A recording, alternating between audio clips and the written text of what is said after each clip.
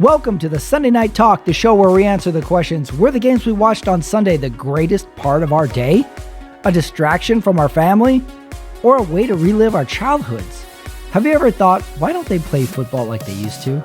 Can you remember waiting all week just to watch one matchup?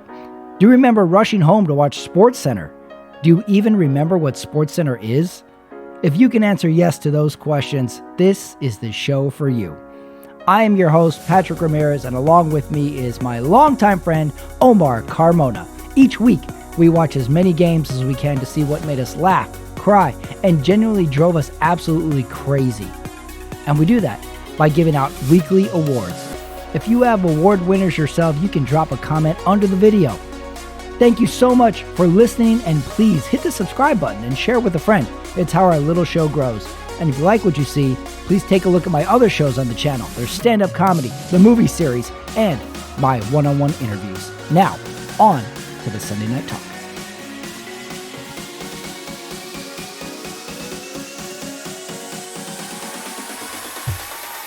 All right, everybody, it's time for the Sunday Night Talk, recording this 10/12 Central Time. We are in the midst of Sunday Night Football. We went early. It's still 3 minutes, 20 seconds left.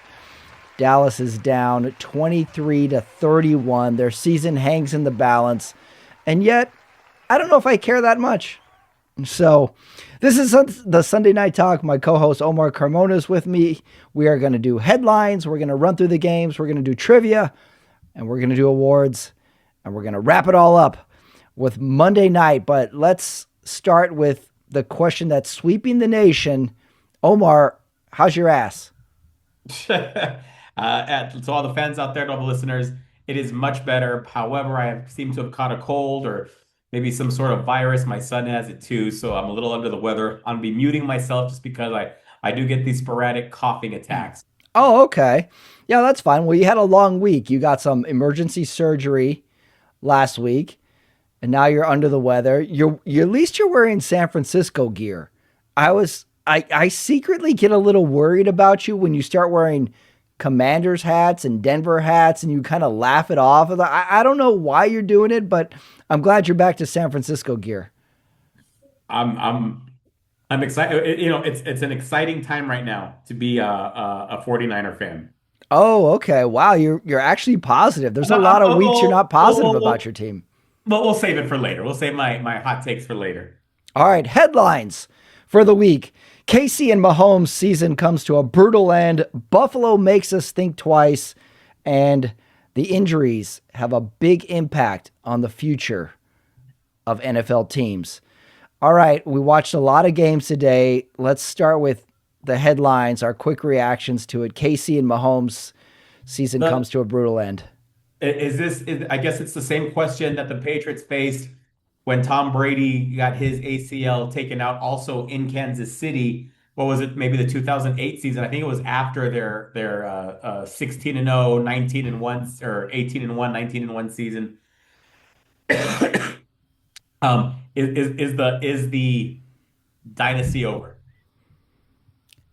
You know, I think there's an argument for both. We're at the part of the season where there's an argument for both sides of a lot of things. There's a lot of eerily similar things to this ACL injury. I don't know if you've already dove into deep Instagram reels and storylines and YouTube stuff, but he tore his ACL just like Tom Brady. He did it in year 8 of his career, just like Tom Brady.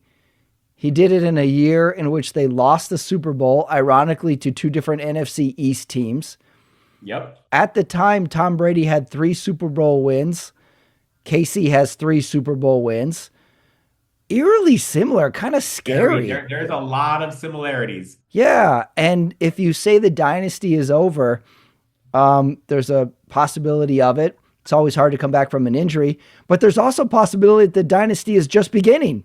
Just like Tom Brady's had the second run at the dynasty, returning from his ACL injury. But overall, I'm almost glad that Casey didn't make the playoffs. Like, this was not your season. End it. Don't go to the playoffs. Don't waste the fans' time and energy and emotion trying to make an argument for for you in any of these playoff games, just go back and regroup. It was a rough way to watch this season end. I just don't like watching Mahomes go off injured because he's a great player. But yes, KC is not making the playoffs. They're not winning the division. It's done for KC, and I think it's a merciful put to bed of KC's season. And I think when we're talking about the other games coming up, what kind of a conversation are we having? Is this going to be Josh Allen's best chance to win a Super Bowl? I mean, Lamar, if you can somehow squeak in the playoffs, can you win a Super Bowl? The big knock has been you can't get past Mahomes. Now there's no Mahomes. So where do we go from here? Yeah, it's a little too late in the season for the Lamars to say this is our opportunity because we're already in week 15.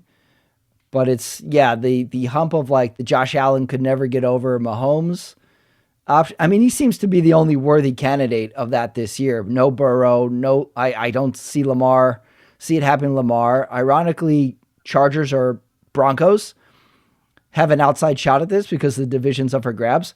So where are you on KC? Did you think they were going to make the playoffs? Because if you were to ask me Sunday morning if the playoffs had a shot and I looked at the schedule and the tiebreakers needed, there was a real chance that they would have grabbed that spot if they had won today. And I was like, gosh, they're going to make the playoffs.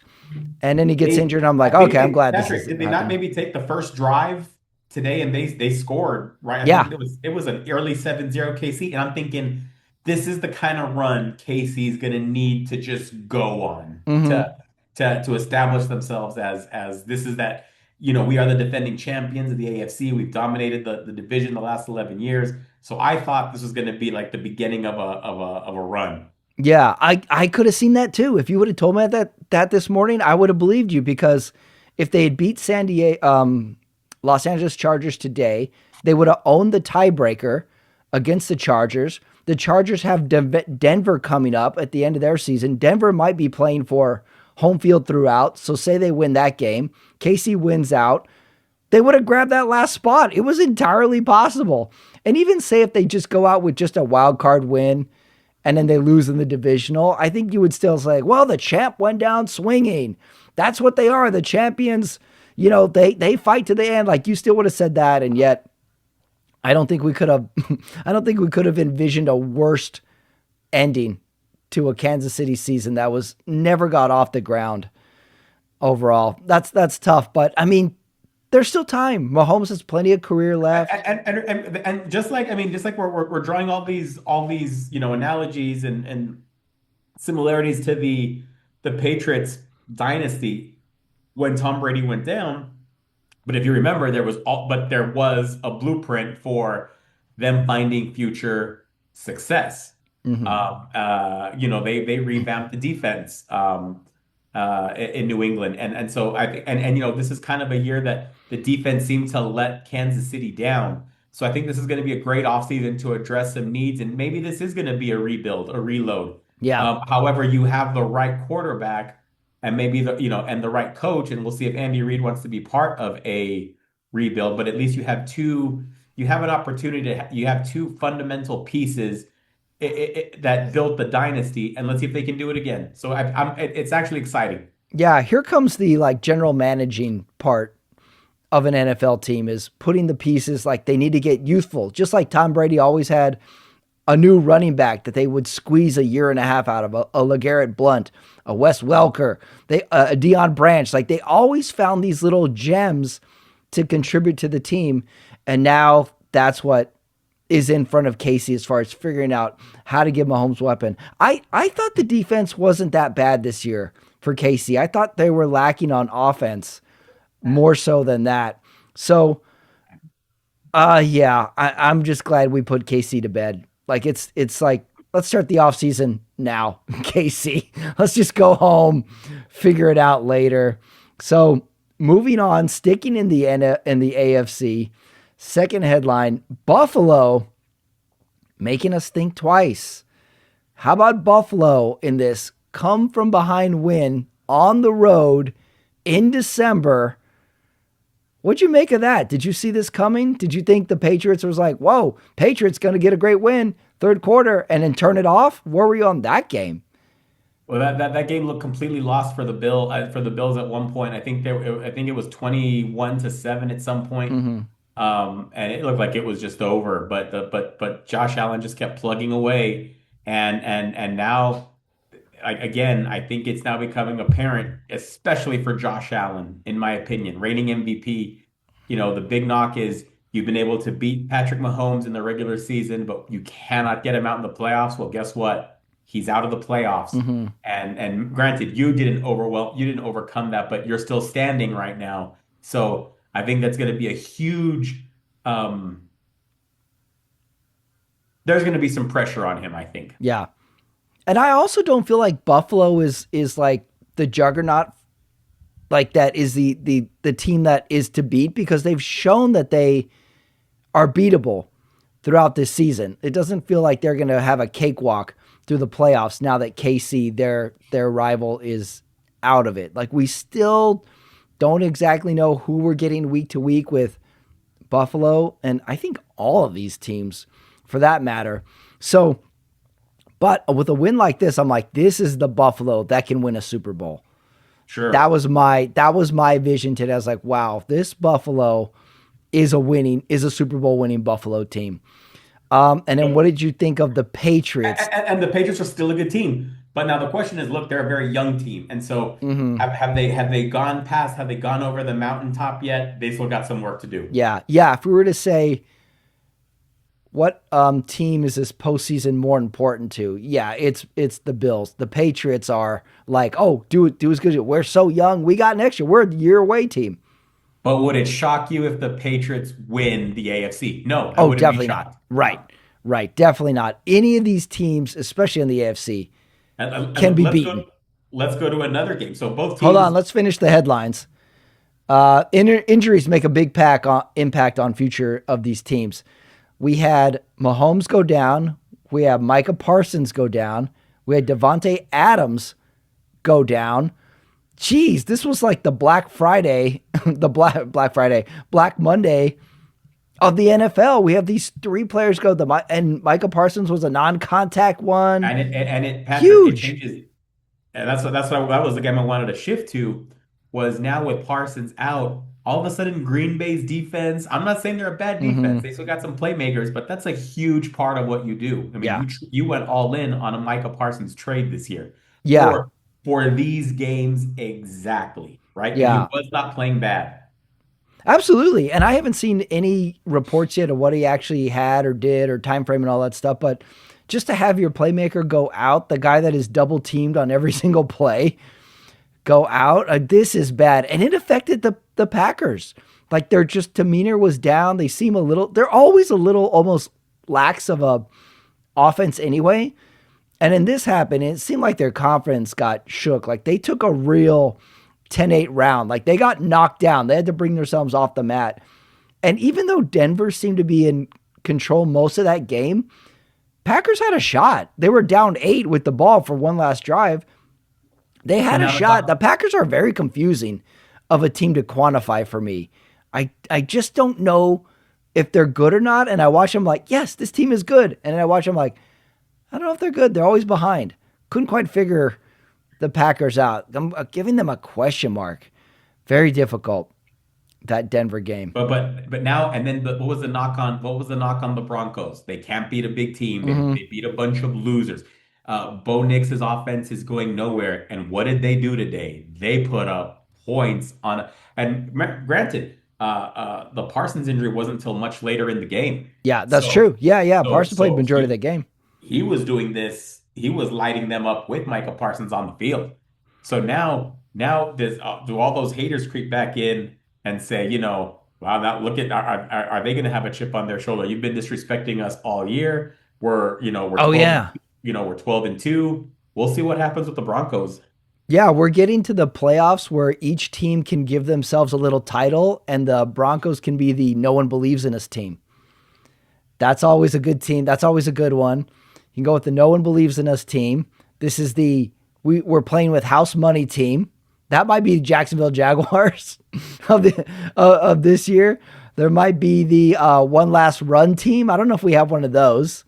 in here, but we're going to have to give all our teams, all our playoff teams, once we have them, a title once we get to it. All right, before we go to the games, I got a question for you, sticking in the AFC.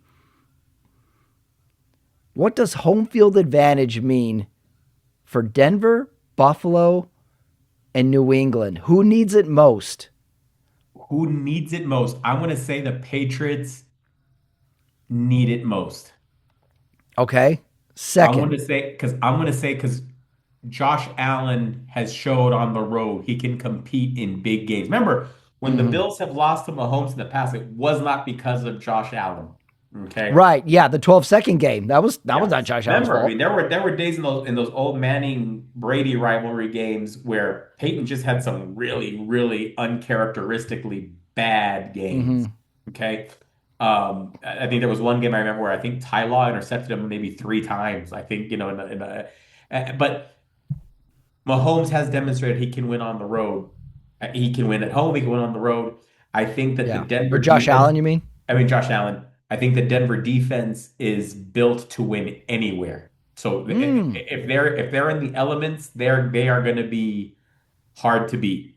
Okay. That is a to me, the Broncos and Texans have the best defenses in the league right now. Yeah. But the Patriots, it's a younger team, a younger quarterback. I think that you'd rather have your, and again, I know Bo Nix is a young quarterback too, that he could benefit from playing in Mile High. Do we still call it Mile High? We can still call it I think Mile they High. still call it that. We still Oh, call wait, the stadium itself? Yeah, you're right. But it's the Mile House City, so we could still call it that. it. But I think Drake May would benefit more from having a home game. Yeah, I got New England, Buffalo, New England, Denver, Buffalo is my rankings as far as who needs home field the most. I feel Buffalo can win on the road. I feel like Denver can win on the road. And New England, I think, needs home field the most. I think they need that extra juice to go to have a deep run. All right, let's go to the games. We talked about Buffalo and gosh, I already forgot who they played. It was so long ago. Buffalo and New England. I still don't feel like New England was exposed in this game for some reason. I feel like they're still strong. No, And they're also still with strong. yeah, and also with like the Josh Allen thing and New England, as far as MVP goes, because this goes for the Rams too. I think it's just going to come down to the very last week of the season. Whoever has the best game in Week 17 is going to get the MVP because we've gone back and forth all season long. We gave it to some players, we took it away from some players. It was all week. So, all right, starting with early games, we had Cleveland at Chicago. Did this game do anything for you in making the case for Chicago? Because they played a pretty complete game. It was against Cleveland. It was in very cold weather, and Chicago's on a roll. So did this game do anything for you? 31-3. At least they didn't play down to their opponent. Like Mm-hmm. they dominated. So it's a win. It's a dominating win. On to the next one. They got a showdown with the 49ers in 2 weeks. That's going to be a huge game. Mm-hmm. Given potential playoff seeding. Yeah, they're going to be playing for something. Yeah, Chicago's one that I think home field might be something important as well. Right. All right, we got But a final in Sunday Night Football. We got Minnesota 34, Dallas 26. It's a final. I think this is going to do it for Dallas and their playoff hopes as well. how big of a letdown is this Dallas loss? How many what do you have? Two missed field goals by the kicker. Mr. Automatic, huge leg, two missed field goals. JJ McCarthy looked pretty good in some plays. And I was thinking we'd call this maybe the JJ McCarthy coming out party, hopefully. he definitely had a good bounce back. Maybe this was a week for bounce backs. You know, we had a lot of teams that didn't look so great last week, and all of a sudden they have a good game. Yeah, we had some fun stuff in this Dallas game. I couldn't really talk myself into it as far as being interested in it. The fake field goal on the very first drive was fun. I like that. And Justin Jefferson, for some reason, has a red beard. Why is Justin Jefferson's facial hair red? I couldn't figure that one out. And this has just been the Cowboys season all year. Couple good drives. Looks good. Can't punch it in. Nope. Couple good drives. Looks good. Can't punch it in. Missed field goal. So I think that's going to do it for Dallas. Minnesota, I don't think has any hopes of anything. Two teams that No. it's next year for them. So I don't have too many notes other than that. Other than the fake field goal was fun. Yeah. Yeah. Poor Jerry Jones. All right, next game. Baltimore at Cincinnati. Lost money on this game for me. Ugh. This week there was 3 home underdogs that I really liked that I took with the points. Cincinnati was one of them. And we talked about bounce back games. What's the opposite of bounce back? Because Joe Burrow did not bounce back this week, and Baltimore did. Patrick, it's Joe Burrow is going to be the subject of my hot take this week. Oh, But it's okay. not. Cincinnati did not play well. That defense No, is just the defense is just let them down. no. It's kind of like Cincinnati was like a car that was like running well. They're like, oh, it's got half a tank of gas. I But it changed the wasn't, oil. Pat. It's It good. really, And but then it wasn't running well when you go back to the beginning of the year when Trey Hendrickson was trying to negotiate a contract. That got really ugly, and right. that was the star of your team. So coming out of the gates on that defense, they were all. It seemed like ownership kind of fumbled that one. It was like the car in Goodwill Hunting that they give to Will Hunting, and the guy just looks at it. It's all rusted, but he's like, it's a good engine. It's got a good engine. Yeah. That's what Cincinnati is. And the car got humming like the last 2 or 3 weeks. And then this week, it just finally blew a gasket and died on the side of the road. They're like, well, it got us 5,000 miles and it's done. Just tow it. There's no fixing this car. So, do we have to consider Baltimore as a team that could do anything now? But here's the thing: they're still in it. I mean, and That's what I'm saying. They're still in it. So, like, do we have to have this discussion about Baltimore again? Or can we write them off? Or is this just like, nah, Cincinnati, come on. Where are you on Baltimore? Are you willing to say this is a playoff ready team? Or you're like, don't jerk me around. You're going to lose next week by 30. don't jerk me around on Baltimore. So this is a settle down. Settle down, Baltimore. Let's settle down. Okay, I'm glad you talked me out of that because I was ready to make the case on Baltimore. Now I just threw it out the window. Forget it. All right, LA Chargers at KC. We talked about it. It ends in a bad way for KC, but all right, let's take the opposite side. How about these Chargers? Because I think they were up to the challenge today. Defense looked good today, Pat. Yeah, and Herbert was taking the hits and bouncing off them like old Herbert. 16 to 13, not like they beat them by a score and a half or anything, but they did enough to win. So, all right, Chargers in a wild card spot. What do you think? I think they're going to be a tough team to beat. Okay. Is this a team They that are needs to be home? but they are so dependent, Pat. They are so dependent on Justin Herbert. Yeah. Oh, yeah. He's got to be at least average Herbert for them to Right. put up 10 plus points and grind something out. He's got to at least be average Herbert. That seems to be asking all. It's just going to depend. Like if they have to go to Houston in the wild card round, I don't like it. I don't like it one bit. Say they play Pittsburgh or someone like that in the wild card round. Now we're talking. So, good win. I'm not ready to buy Charger stock yet. Sounds like you're the same.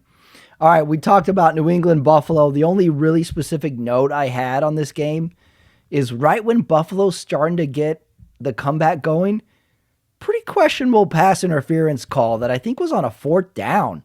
Right. That Buffalo's like this.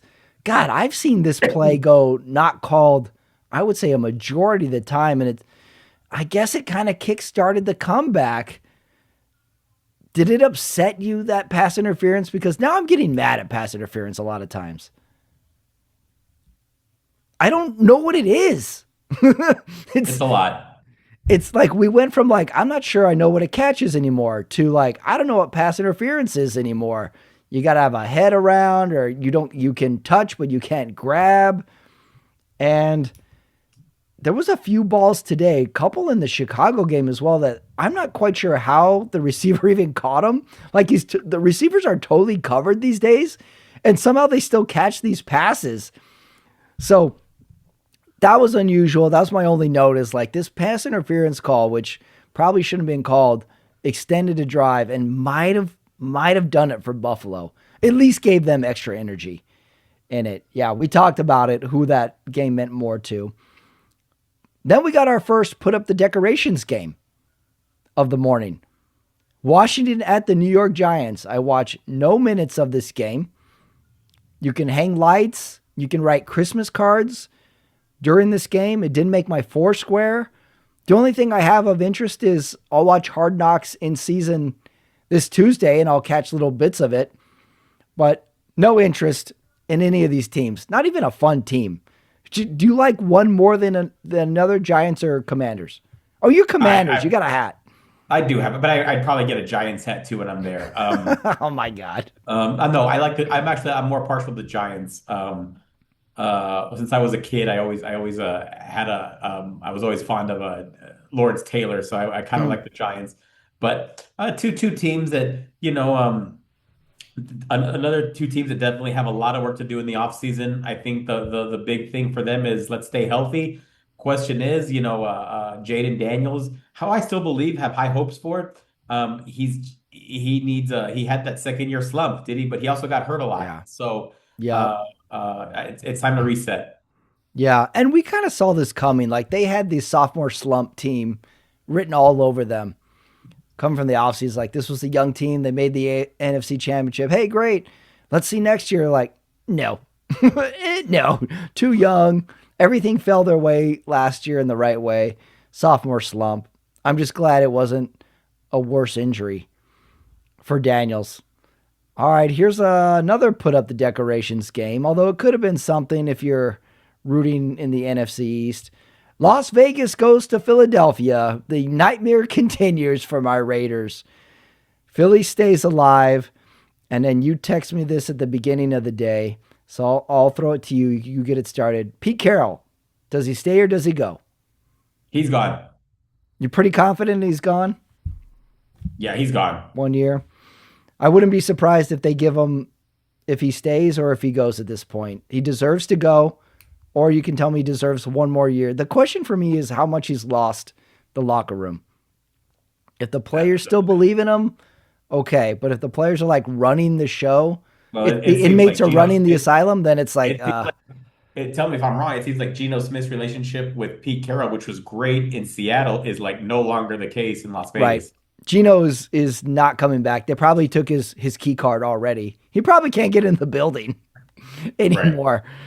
That's for sure. So it's going to be some long talks. It's going to kind of be like, at the end of like a vacation or a Christmas, like, dinner where like the one kid is completely obnoxious, behavior's bad, throwing forks, where the parents are like, all right, when we get home, we're going to have a long talk, like we're not doing it now in the car. But when we get home, we're going to have to talk about things. And I think that's what the Raiders are. They were just an unruly child all year long. To go from last year, like we had Antonio Pierce, we had Aiden O'Connell. Oh, well, next year we got Pete Carroll and Geno Smith. Great. Oh, 2 wins. What happened? So you say he's gone, and I can't be talked into one or the other right now. But I definitely cannot argue against your saying he's gone. All right, and how about Philly? They got their win. They should, yeah. They should have won that game. So their fans aren't going to kill them in the parking lot for at least another week. Correct. Do you like Philly in any sort of playoff scenario? Let me tell you why I'm going to say yes. I want to tell you why I say yes. Okay, let me hear this. Because that NFC is just way too bottled up right now. Like every team is very vulnerable. Every team has some glaring weaknesses, and I'm saying every team. Although I think the Rams have the least amount of problems. Does that make sense? Yeah. Today they look pretty sharp. Although I'm nervous that the Rams have to go on the road. But they looked really good today. That's why I think it's coming down to the last week of games if it's going to be Stafford or Allen for MVP. Right. And in this Devontae thing is a huge question mark now. Like, how healthy is Devontae going to be? Right. Yeah. Okay, but you got a little Philly confidence, it sounds like. Not so much confidence. I'm just saying that they have a chance. Ooh, not confidence, just they have a chance. No, because sometimes it seems like Jalen Hurts disappears. He definitely disappears. He definitely disappears. He definitely overthrows or just he just gets in these like modes in the second and third quarter where it looks like he's lost out there. And then he finds it in the fourth quarter. It's like we got a few quarterbacks like that. Next game, this is a head scratcher game that maybe I should have paid more attention to. How about Jacksonville getting another win? So And Trevor Lawrence had one of those days that you can count on him for maybe two times a year, a day like this. Okay, they played the Jets fine, but you play a bad team, you should put up 48 points. And they did it. So give me a few teams in the AFC that Jacksonville can beat in the playoffs. Let's go through the big dogs. Can you see a scenario they beat New England? No. Buffalo? No. How about Denver?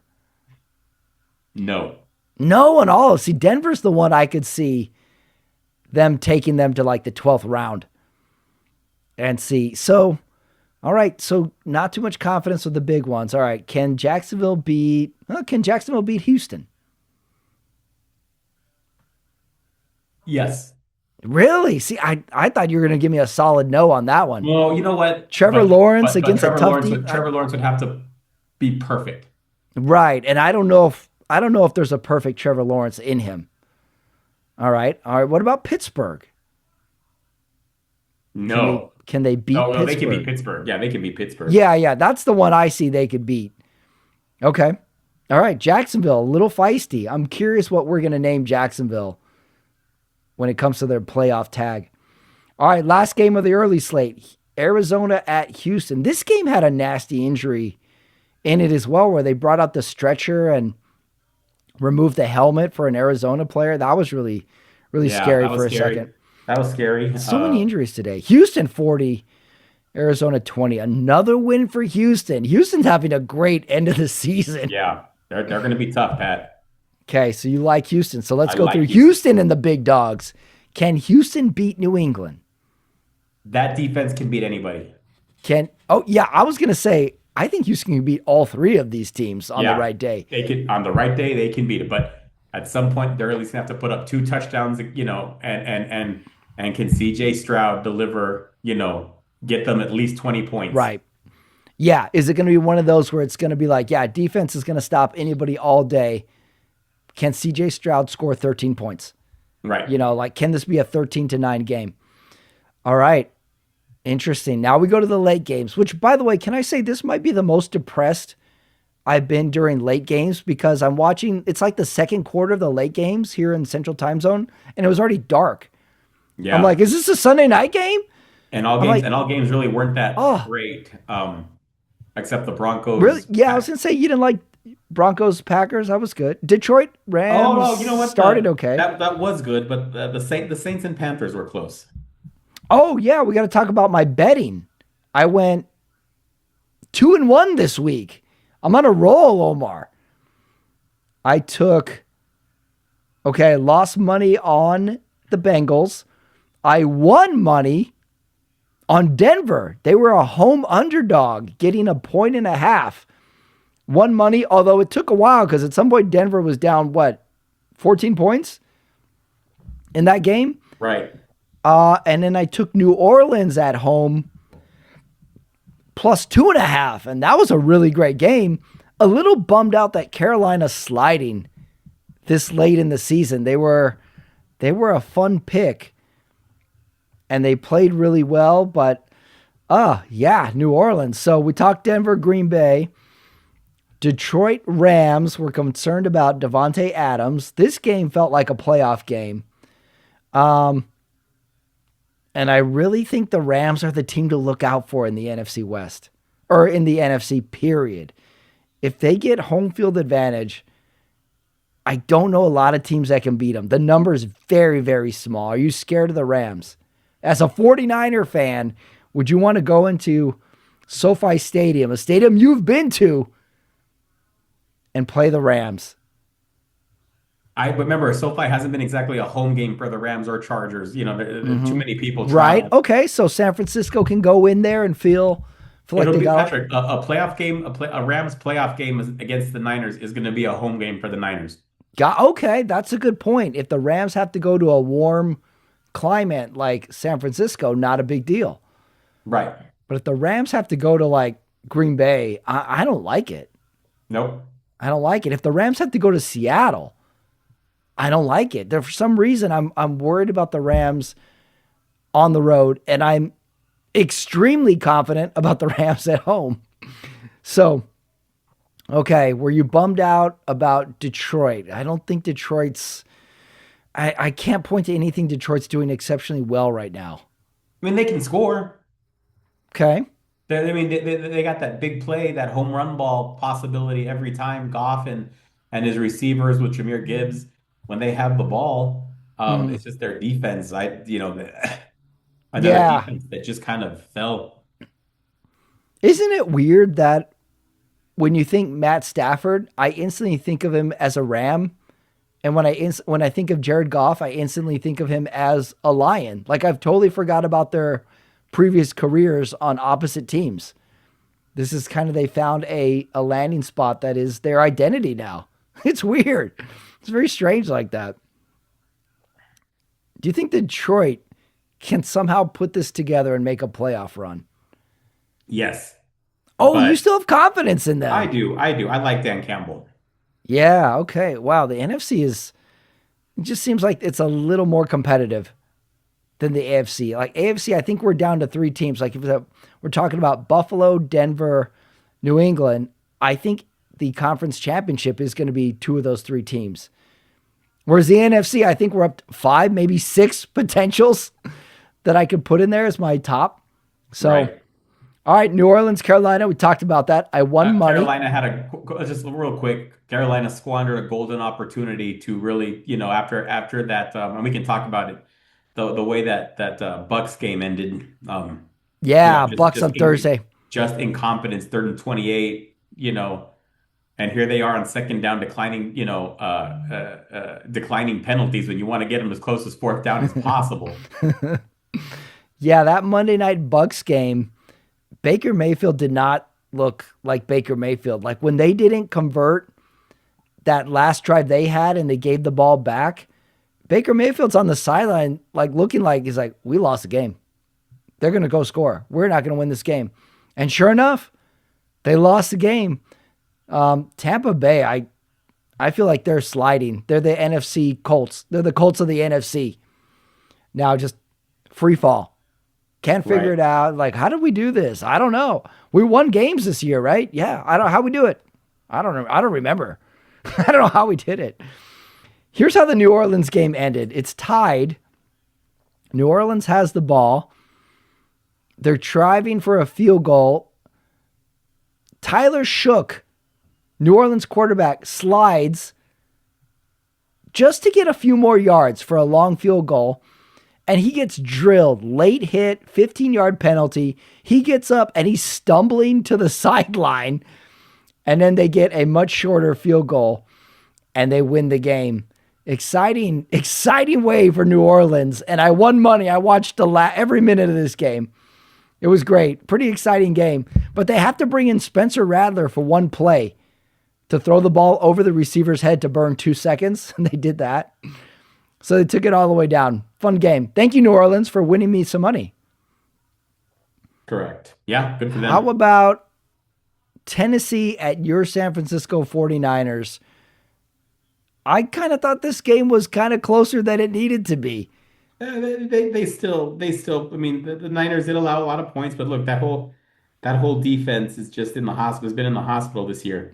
But The Niners are collectively in. Can the Niners have two blue tents on the sidelines just to spread it out? You know, when hospitals get super busy, they bring out hospital beds to the waiting room. Maybe the Niners need something like that. Need more Yeah. medics on hand. Correct. This was a 10-point game in the fourth quarter. And I think Tennessee missed a field goal. I think Cam Ward missed a deep ball somewhere in the game too. I think Tennessee had a shot at this game. They did. They had a few drop They passes. did. Yeah. They totally did. And then San Francisco was up, I think 17 at the time. And I'm watching all these injuries from earlier in the day, and I'm like, it's 17. They're up 17. There's like 8 minutes left in the game. Let's get Purdy out of there. What do we need him? Let's do a drive. Just hand the ball off 3 times. I started getting nervous. I'm like, let's get some players out of here. With Caleb Williams too with the Bears, I'm like, let's have him sit. There's no need to risk this. This game is in hand. Did you want Purdy out, or did that even cross your mind at that point? No, he was playing so well. He, No, I just got nervous like he'll get injured. yeah, I don't want that, obviously. Yeah, but that wasn't into your head. I think that was No. just, I was like, I watched too many injuries today. Let's pull them. This game is won. Even though Tennessee's down 10, I really didn't see them. I really didn't see them coming back. It's Tennessee. Last game of the slate. Indianapolis at Seattle. Phillip Rivers is in. 44-year-old Phillip Rivers. He's a grandpa apparently as well. Seattle wins on a last-second field goal. But I got to say, I'm really glad Phillip Rivers is back in the league. I thought that was a fun story. I like the theory that he came back to play at 44 so he can get another 5 years of health insurance for his 10 kids. He's got so many kids. It's like, hey, daddy needs to go to work. Daddy either needs to go to work or Phillip Rivers just wanted a Sunday out of his own house. I kind of liked it that his arms were like kind of like flabby, like my arms. Yeah. He looked like a 44-year-old dressing up like an NFL. He had no butt. Did you see his butt in his pants? It was just a flabby butt. And he looks old. It's like Flacco was like, the old guy. And I was like, yeah, but he looked okay in a uniform. Phillip Rivers looked like an old dude. And the funny part was he's pacing the sidelines, like yelling at teammates and cheering people on. I'm like, Phillip Rivers is just a gamer. You put him in anything. And he's like, guys, we got to win. We got to try and win this game. And he almost won it. He almost won that game. That was pretty great. I liked it. He drove him down there and got them the field goal they needed. And in like his weird throwing motion, I was like, oh yeah, that's how he throws. That's how he sets up. That's how he throws his little underneath passes. I liked it. That was a great story. I like that he's back in the game. I wonder if I'm looking at his stats. He got sacked once. He threw one pick at the very end. It was more of a desperation throw. I think he had like 150 yards, not huge. I wonder if Seattle let off the gas a little bit with sacking Phillip Rivers. Just like, guys, we can't slam this 44-year-old to the ground. That's just wrong. Let's just get hands in his face. That was great. Everybody gave him a hard time going into the game. And yet Phillip Rivers had a touchdown pass. Let's give the man a little credit. But on the flip side, Indianapolis I think the dream season is over for them too. It's over. Yeah. So pack it in. Daniel Jones got hurt. We gave it a run. Phillip Rivers is our quarterback. All right. So that was the slate of games. It's getting intense. I can't wait for the playoff picture next week. Now, every pregame show, NBC, CBS has like the In the Hunt screen going on all the time, which I would appreciate they just put on the screen all the time during the games, just so I don't have to keep checking my phone. Right. So we're rolling. We're going to have Christmas Day games.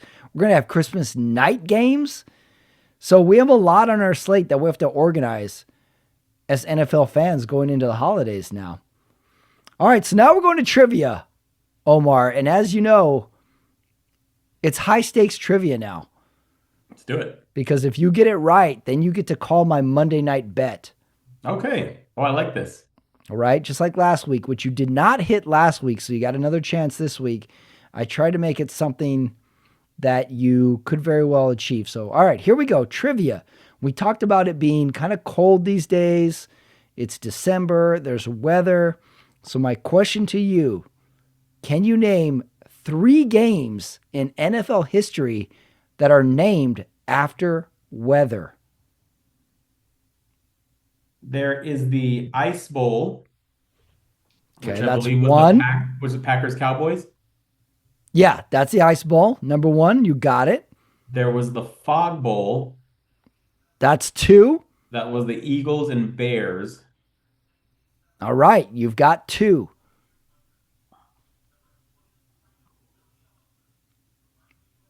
Oh, look at this. He's thinking. But wasn't I, I think it was a playoff game with the Bengals and Chargers that was also and I don't know if they tried to also call it the Ice Bowl, but it was definitely extremely cold. Okay. Um, but I'm trying to think of other ones. I remember a Niners Bears game that was a wind. I don't know if they called it wind something. No, I don't think that's right. So I'm just Hmm. going to go with the Chargers and the Bengals. Well, that's the game, but do you It's know the name? Because you got the game. That is correct. That game has a name. I'm going to go with the Frostable. I don't know. Oh, you're so close. It's the Freezer The Bowl. freezer. I knew it was something The like that. Freezer Bowl. Okay, well, I got one more question for you. I also would have accepted. I think I should somewhat get credit because I did get the two Okay. teams. All right. Partial. Okay. So instead of a parlay, we'll just make it a teaser in case you Okay. get the next one right. I also would have accepted the snowplow game. Oh, yes, that was That a was Patriots game. Patriots Dolphins. I would have accepted the Blizzard Bowl, Detroit at Philadelphia. Oh, I remember that one. And I would have accepted the Monsoon Bowl, Carolina versus Jacksonville. I remember that one too. Okay. All right. Your next question. Let's see if you can get this right so you can call my bet. We talked about the coldest games in NFL history. Do you know what the hottest game in NFL history was? Ironically, it has a name too. Wow.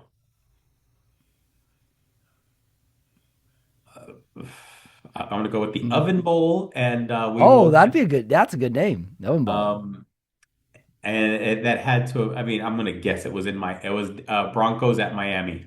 Oh, wow. Well, good logic. You're wrong, but nice attempt. Hottest game in NFL history was the 2000 season opener, Philadelphia at Dallas. It I was remember that. I remember that. 109 degrees on the field, and this game's name is called the Pickle Juice Bowl No, because they had to be because they were drinking pickle juice on the sideline so they wouldn't die. so they wouldn't die. Wow, so it was a little trip down weather alley there. Coldest games and hottest games. Who would have known the hottest game would be in Dallas? You would have thought Arizona. Miami's a good guess, though. It gets nasty in Miami. All right. You still have not won a trivia yet to call my bet. No. Although I can hear we can get what you think you would have bet when we get to Monday night. All right. It's time for the awards, everybody. We do it every week. This week, we started off with most memorable moment. I got 2 nominees. I got the fake field goal. I love a fake field goal. And also, if you watch that fake field goal from Sunday night, Brandon Aubrey had the guy open. He could have thrown it, but he decided to run it. He got the first down. Or most memorable moment, one for the old guys. I just love Phillip Rivers' touchdown pass. How can you argue against that one? Him coming out, taking the field, and his celebration, which looked like the most outdated celebration that any quarterback has ever had. Um, I don't know. I'm going to go with watching Patrick Mahomes, which could be one of the biggest transitions this Kansas City dynasty. As your memorable moment. Wow, you always go dark on these. Well, it says this one, and this one may be the one we come back to when he wins 3 more Super Bowls. And we say, remember when he went out that day? Yeah. Yeah, we can do a lot of comparing this offseason with how can he bounce back? Is this actually better for him? We can do all that stuff with it as well. Yeah, I'm going to go Phillip Rivers touchdown pass. I thought he looked great in the uniform today. I'm glad he got a touchdown pass. He almost won the game. That was fun. All right, next award. Cringeworthy moment of the week. I got nominees. They did a pregame interview, Melissa Stark with Dak Prescott before Sunday night, and Dak Prescott was covered in sweat. I was like, man, a super sweaty Dak Prescott in the pregame interview, a little cringeworthy. He was all glistening and dripping sweat. I got Phillip Rivers in uniform. I have to nominate him as cringeworthy. He had no butt. And lastly, I got McCarthy's eye black in this. And so, but that's always that's his standard. Can we put a moratorium on the eye black? He has to play. He has to play a lot better if he's going to have eye black like that. He's got like the Braveheart 2 splotches of eye black, and Aiden Hutchinson does the 1 splotch of eye black. Jackson Dart does 1, I think. Jackson Dart does 1. Like, we got to come to some agreement on the eye. You can't just paint your face. This isn't a carnival. My cringe is definitely going to be the one is the Phillip Rivers celebration. He's fist pumping, he's kicking. It looked like, remember that Seinfeld episode of Elaine dancing? That's a good one. Cringe. Well, let's go back. Another dark one for you, Patrick. But I guess that's what the cringeworthy is. 3rd and 28. You got the division on the line here. You're giving up a third. That's bad. Going back to Thursday. Oh, that was a great game. That was bad. Yeah, that's pretty cringeworthy. I'll give you that. I just cut this one out of the corner of my eye from Instagram. I think that it was a Giants player. They have white pants, and apparently there was a nice brown streak on his backside. He had a shit streak in his pants. Well, it's Patrick. It has to happen. We talk about shit-related incidents at least twice a year on this show. We've had it with that one player that had to go to the locker room because he had to take a shit. It's happened in other sports. I was just reliving the story of, remember Paul Pierce of the Celtics a bunch of years ago went off the court in a wheelchair in the finals and then came back, and they're like, oh, he came back like Willis Reed. He's going to tough out the injury. And like 2 or 3 years later, he said, no, I shit myself and I didn't want to walk off. I couldn't walk off. So I called for a wheelchair and just pretended to be injured. And then I could change. And then I came back to the game and everybody thought I was playing through an injury. So a lot of shit related things when it comes to sports. All right. Next award. Best innovation. God, this was a hard one this week. So I just made a list of innovations that caught my eye today. I got barbecue, Hanukkah, face mask options, and betting odds. Those are all very good. Nothing really related to any games, but that's all I could think of for innovations of the week.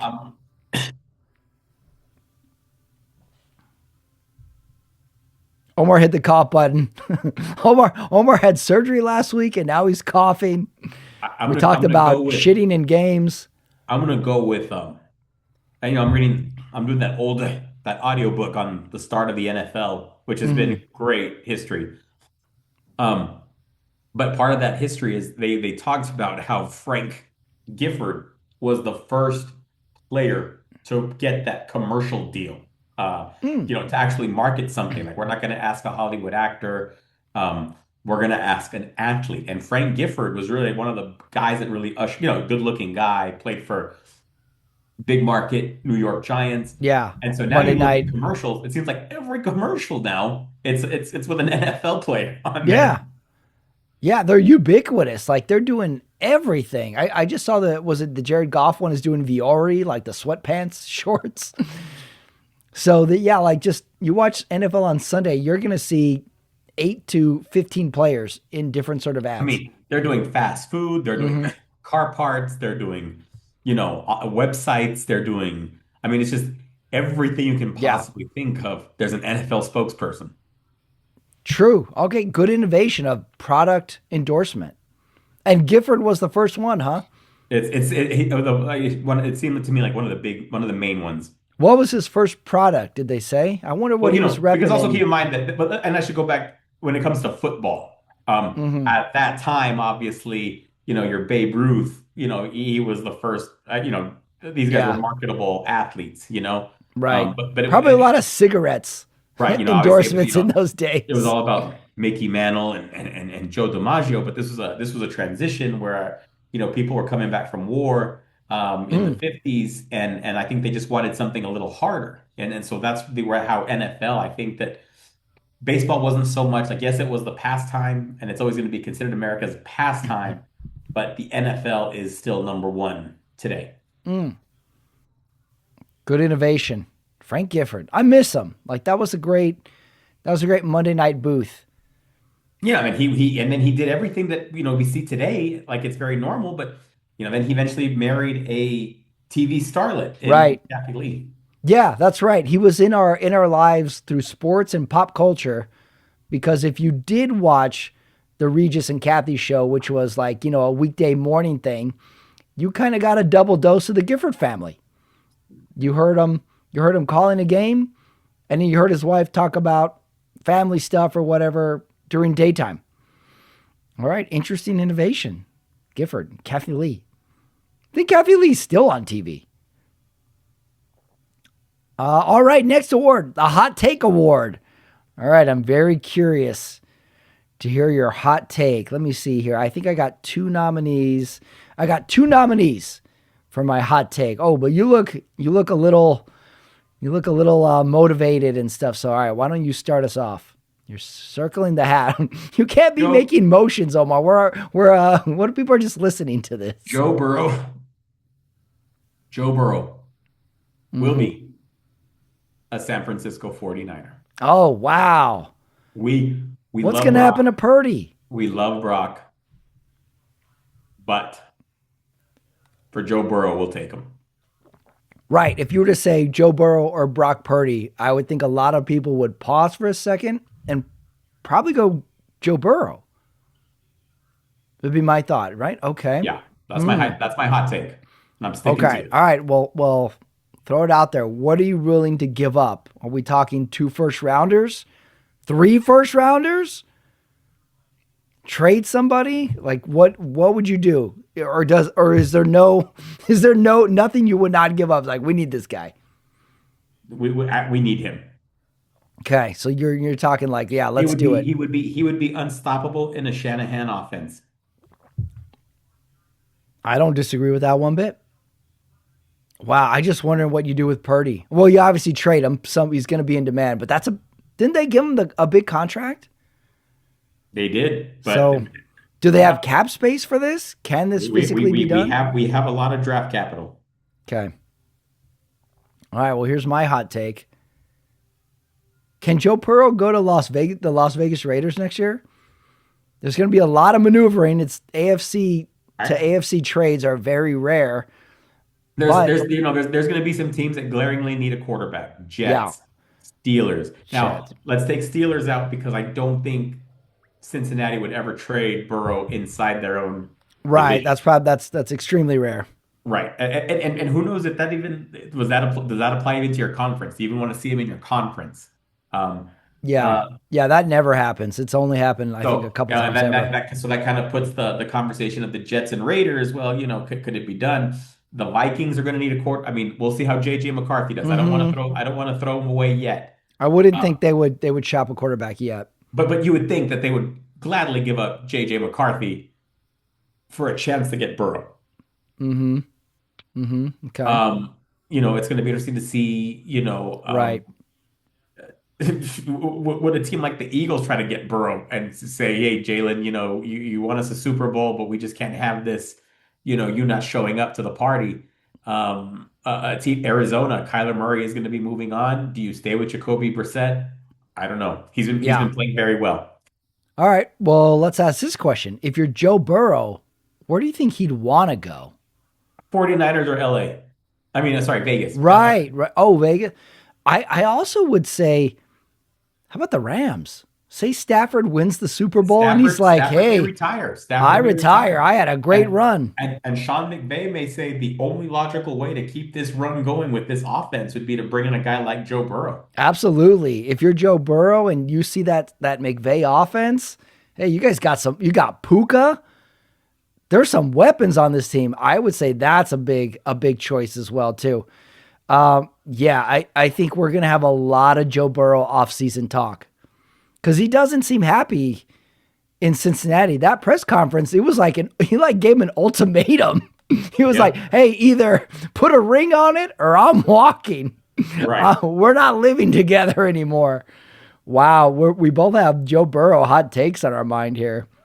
Let me throw this hot take at you for a second. I'm thinking about this kind of Mahomes injury. I thought about the Tom Brady injury. And then I cast my memory back to remember that Peyton Manning injury where he was out for like a whole year. Should franchise QBs consider taking a year off in year 6 or 7 or 8 of their career? Take a year off and the team can totally tank and thus get a good draft pick. And then you come back with another weapon. Is that a crazy topic? Take a year off. Don't get hurt. Focus on your game, on your body. What do you think of that? I don't think it's that crazy. I agree. You know, what if Mahomes is like, hey, man, we don't have any weapons this year. Kelsey says this is his last year. Fine. I'm going to take the year off. I'm going to go get some stem cell injections. I'm going to work on my stretching. I'm going to hit the gym. I'm going to be working out every day, but I just don't want to take a beating for 17 weeks. And then we got to reset. Guys, let's go 3-14 and let's get a good draft pick. See you next year. Bye-bye. Right. You know what?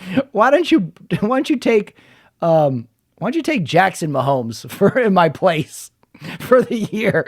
Give him a contract. Let him earn some money. The guy's got too much time on his hands anyway. Put my brother on the team. I'll see you guys next spring. I don't think it's that crazy in modern times. Think about it.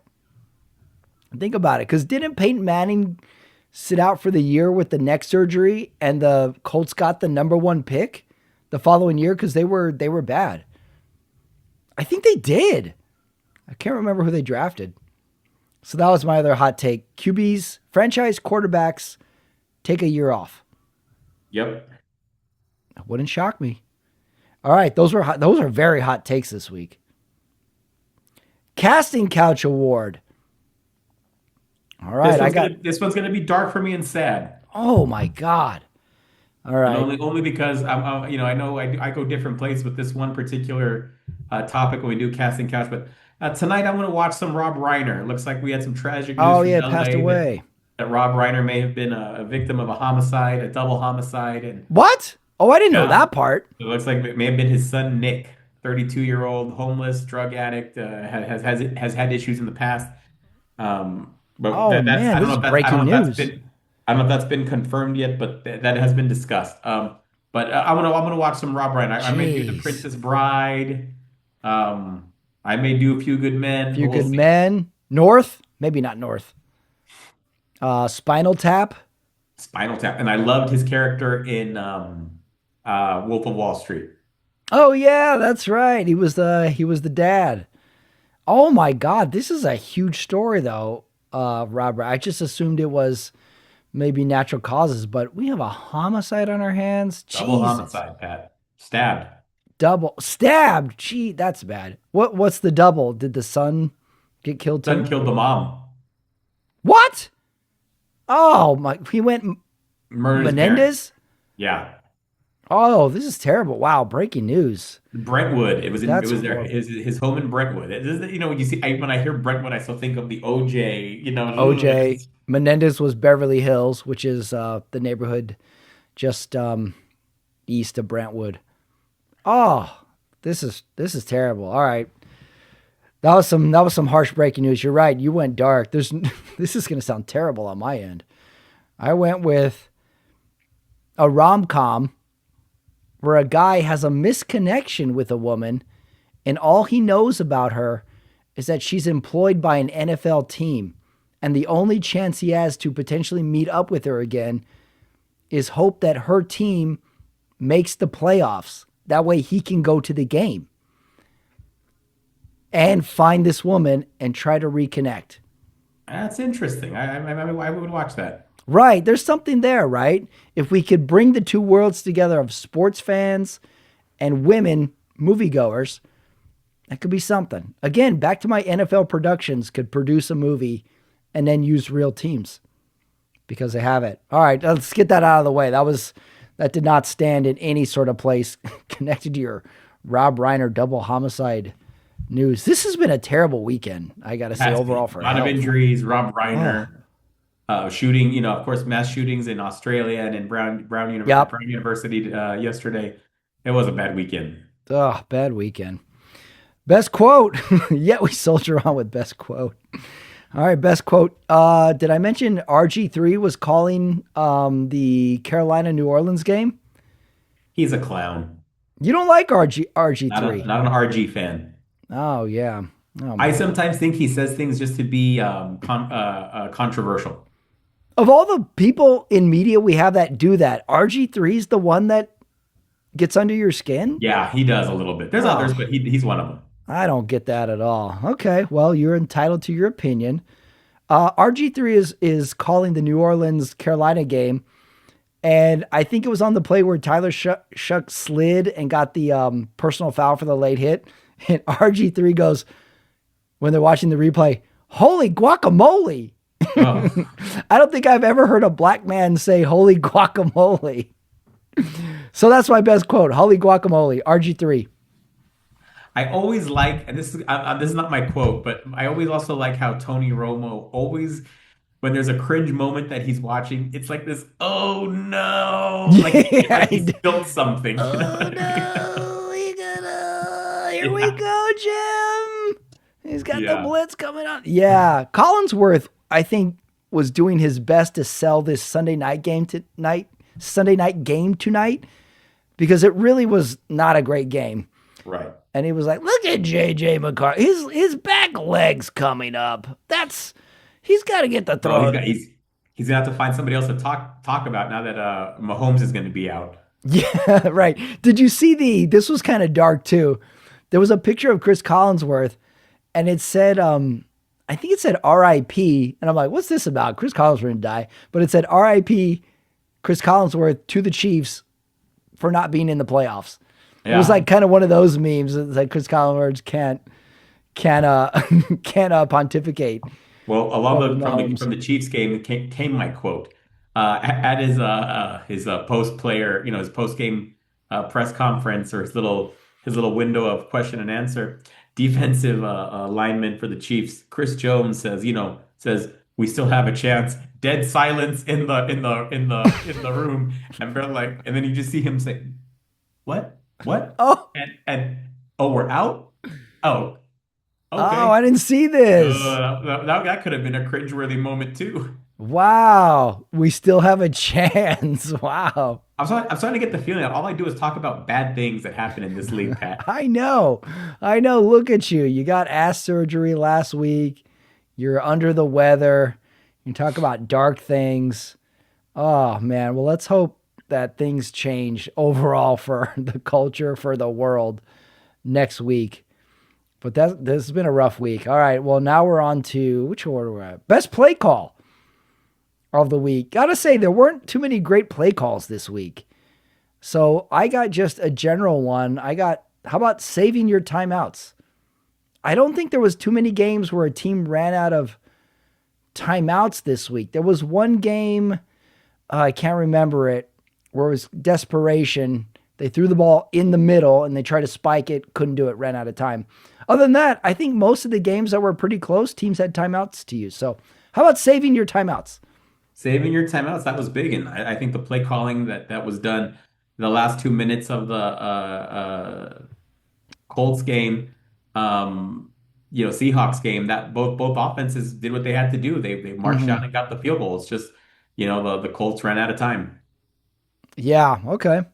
So you got play call the end of Colts Seahawks. Both teams getting points. More of a like last man standing. Whoever had the ball last was going to get that win. Although the Colts had one desperation shot. Right. Okay, last award. Who won the week? I got. It could be two nominees, but I'm really going to just give it to one. I got the Buffalo fans won the week. Good for you. They Good for needed them. this win. It was on the road, so they got to watch it in the comfort of their own home in Buffalo. They could stay warm, and they got a win on the road against New England. Comeback win, and now they're officially back on top of the mountain. Josh Allen MVP came out this week. So I'll give it to Buffalo fans with a slight win over Denver fans. That was my other nominee, but I'm going to go Buffalo fans won the week. Okay. Old guys that can still throw the football and, not be in the best of shape. They won the week. Oh, let me tell you about a conversation I had with my own brother today because we watched some of the early games, and he's like, Phillip Rivers is playing for the Colts, and he goes, he's 44, and he looks at me and he goes, he's your age, and I go, I'm 45, and he goes, damn. Yeah. And I go, hey, motherfucker, how old are you? Because my brother's 1 year younger than me. He's like 44. Yeah. Yeah. I'm like, what? Why am I catching stray bullets here from you? Who you're 1 year younger than me. This is a conversation I had with my brother on the couch. He's like, he's your age. And he said it kind of mean. It took me an hour to recover from that, I gotta say. He was mean to me. It was rough. And then I had 3 or 4 of his beers in his own fridge, and I felt better about myself. All right, who won the week? Oh, you gave it to Phillip Rivers and the old guys. Yes. All right, that brings us to one more game in week 15. And that's Monday night. Pretty interesting matchup. You know my hot take from 2 weeks ago was Miami's getting in these playoffs. Well, we got Miami at Pittsburgh tomorrow. Miami going into a cold weather area, which of course they're notoriously bad at. You got blue tent Tua, could happen at any time. And we got our coach, I forget his first name. What's his first name? McDaniels? Mike McDaniels. Mike McDaniels. Always on the hot seat. All right, Omar, Miami at Pittsburgh. Who do you got? Patrick, here's some trivia for you. The Pittsburgh Steelers have not lost at home on a Monday night game since 1991. Is that true? That is true. Whoa, so this streak is on the shoulders of Aaron Rodgers. And I'm going to go I want to let history will repeat itself. I'm going to go Steelers 24, the Dolphins 10. Oh, 2014. That's a good Monday night score, I got to say. Okay. I'm going to go against you, not because I just want to be adversarial with you, but because I think Miami is going to shock people for the rest of this season. I really do. I think Miami is going to score 27. I think Pittsburgh is going to have a weird number like 19. I'm going to go 27-19. All right, well, give me what you would have bet for this game. What's the spread? All right, Pittsburgh is -3. Oh, I'll take Pittsburgh at -3. You like Pittsburgh -3? I like okay. Pittsburgh at -3. I'm going to circle that. And the over-under is 42.5. I'm going to take the under. Oh, I would have done. Obviously, if I think it's 24-10. I would have picked under as well. Okay, mark it down. Let's see how you would have done if you would have won this bet. All right, everybody, that was the Sunday Night Talk for Week 15. Kind of a dark week, but we have sports to get us through some of these times. It was a great week. It's Week 15. It's the holidays coming up. We watched a lot of football for the Sunday Night Home Talk. stretch. For me. Every team's got, for the exception of tomorrow's teams, everyone's got 3 games left. So this is it. For Omar Carmona, for me, Patrick Ramirez, this was the Sunday Night Talk. Give it a like. Give it a subscribe. A lot of viewers last week, Omar, liked your ass talk surgery. Oh, I like that. All right. All right, everybody. We'll see you next week, Omar. Good night. Peace.